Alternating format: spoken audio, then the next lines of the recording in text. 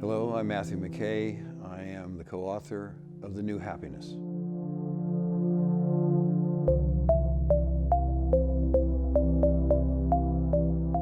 Well, first of all, the thing that perhaps separates The New Happiness from some other spiritual works is that there is no requirement to have a belief system or a cosmology. There's no requirement even to believe in God in order to be a spiritual person and in order to grow and develop your own spiritual essence. So what you believe is not the crucial element here. It's what you do. And so by saying that our life is our creative spiritual act, what we're suggesting is that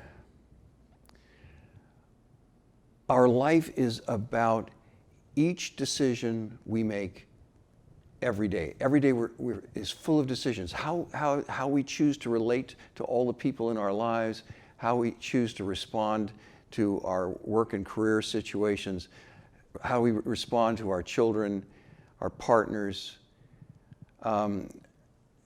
Every choice throughout the day is one that is either aligned with what matters to us and who we want to be and our spiritual values, or it takes us further away. And learning to recognize that and paying attention is really the key. So it's about action, not belief.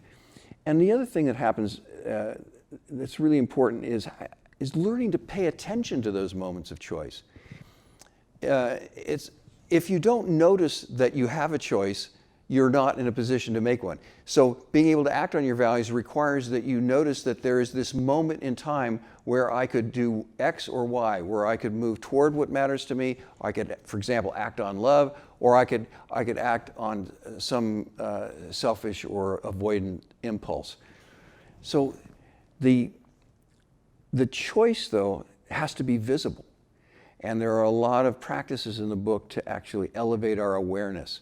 There are mindful practices to elevate our awareness of that moment in time when the choice is present.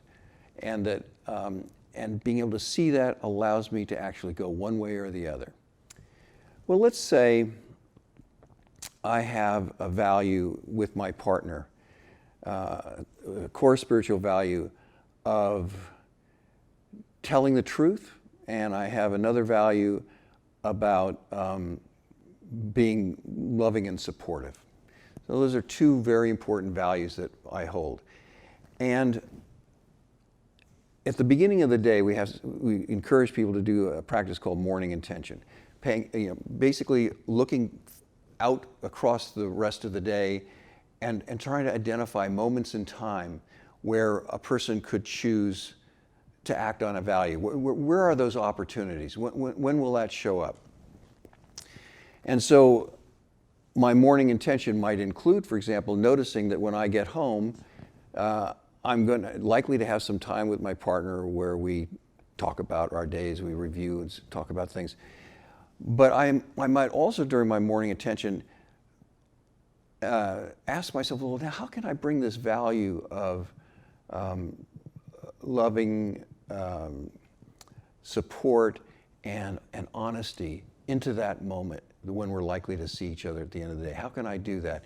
And begin to think about that as a moment where I really have a choice. I could just go on automatic pilot and have sort of a bland conversation about this or that, or maybe there's something that's very important for me to say, something that comes from the heart that is part of my value of honesty, and that I can sort of plan to bring into that moment in time. Maybe there's a way I can express caring and concern for my partner at that moment.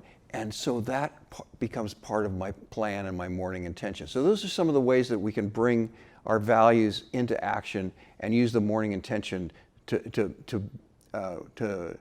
see in advance where those opportunities exist.